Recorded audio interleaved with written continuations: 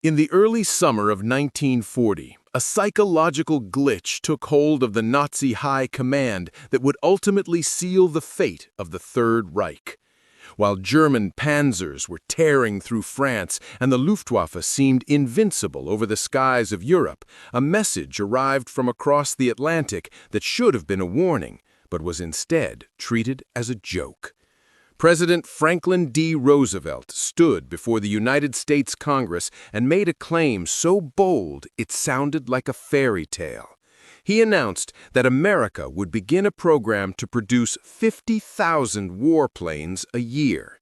In Berlin, the head of the Luftwaffe, Hermann Göring, didn't just doubt the number, he laughed at it.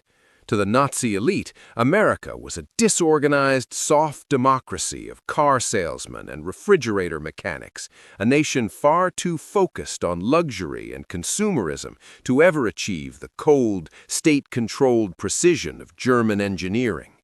Göring famously mocked the announcement to his inner circle, claiming that the Americans were great at producing refrigerators and razor blades, but that they could never master the complex metallurgy and aerodynamic tolerances required for high-performance fighter jets. He believed the American industrial system was a fragmented, capitalist mess that could never be unified under a single military purpose. This was the arrogance glitch, a total failure of intelligence that blinded the Nazi leadership to the sleeping giant they were about to wake. At the time of Roosevelt's speech, the United States was only producing about 3,000 military aircraft a year. Göring's math told him it was physically and logistically impossible for a nation to increase its production by 15 times overnight. But while Göring was laughing at his own jokes in the halls of the Reich Chancellery, a radical transformation was beginning in the American Midwest. William Knudsen, the president of General Motors and perhaps the greatest manufacturing mind of the century, walked away from his massive $300,000 salary to work for the government for just $1 a year. His mission was to take the assembly line logic that had put a car in every American garage and apply it to the most complex flying machines on Earth. The Germans believed that a warplane was a work of art that required master craftsmen and thousands of hours of hand fitting. The Americans were about to prove that a plane was just another product that could be broken down into parts, standardized, and stamped out by the millions. The arrogance glitch had convinced the Nazis that they were fighting a military, but they were actually about to go to war with the American factory, an opponent that didn't care about the art of flight, only the relentless mathematical certainty of the assembly line. While Hitler and Göring obsessed over secret weapons and miracle engineering, Knudsen and a legion of American industrialists were building a machine that would eventually drop more bombs in a single day than the Luftwaffe had dropped in the entire first year of the war. Göring's mockery of razor blade factories was about to become the most expensive mistake in the history of the Third Reich. By 1942, the arrogance glitch that had fueled German laughter was meeting the cold, hard reality of the American assembly line, and the epicenter of this industrial earthquake was a place called Willow Run. Built by Henry Ford in the middle of a Michigan cornfield, Willow Run was a manufacturing miracle that defied everything the German high command knew about aviation.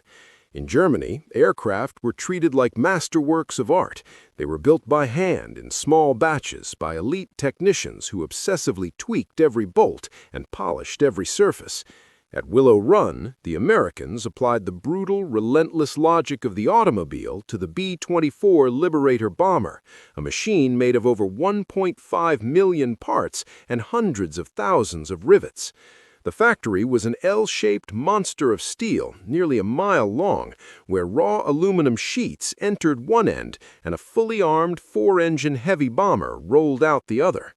The Nazis had believed that women and unskilled laborers could never build a sophisticated warplane, yet Willow Run was powered by a workforce of over 40,000 people, including 310,000 women across the industry, who proved that the social hierarchies of the old world were an obsolete glitch. These workers weren't just building planes, they were breaking the speed of production itself. At its absolute peak, Willow Run achieved the impossible. It was rolling out a fully functional B-24 bomber every 63 minutes.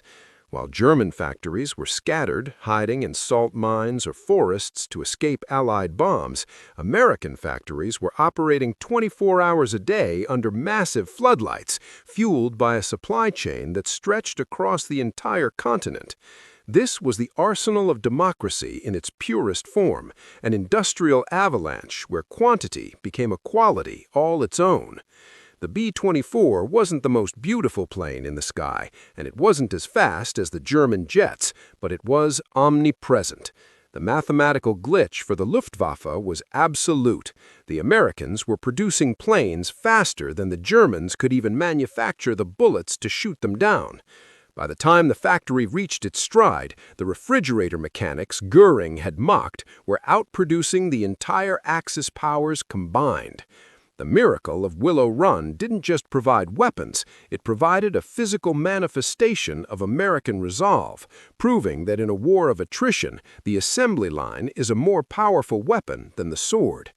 Every 63 minutes, another nail was driven into the coffin of the Third Reich, and as these bombers began to darken the skies over Germany, the Nazi leadership finally realized that you cannot defeat a nation that treats the production of heavy bombers like the production of a common sedan. As the war entered its final year, the arrogance glitch finally collapsed into a state of total paralyzed despair for the Nazi leadership.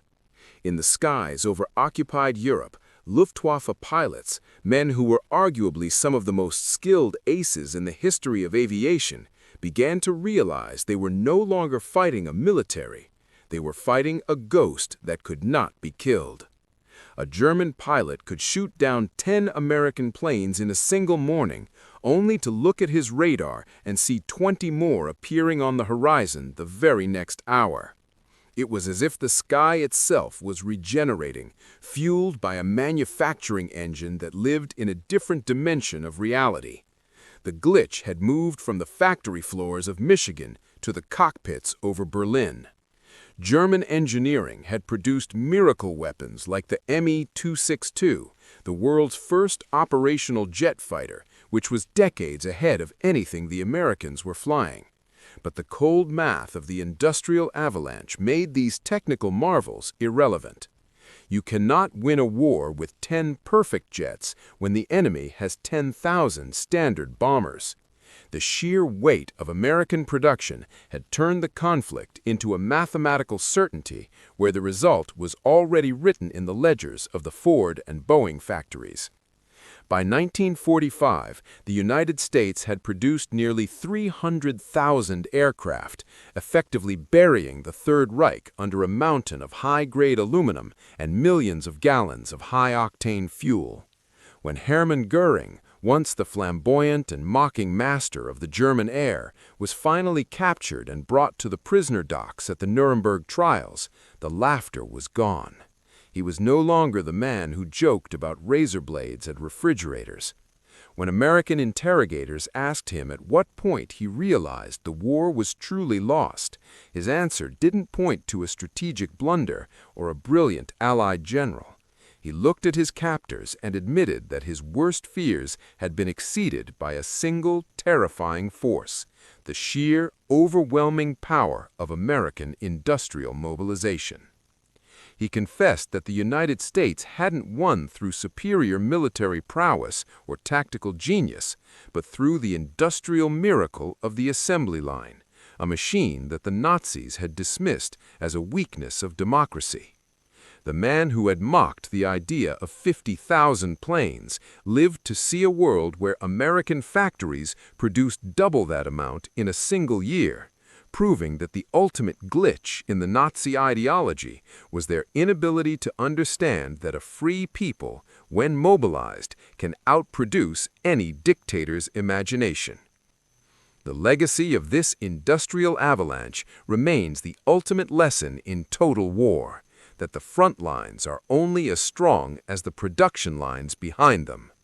By the time the final B-24 rolled off the assembly line, the arsenal of democracy hadn't just defeated an army, it had redefined the limits of human productivity forever.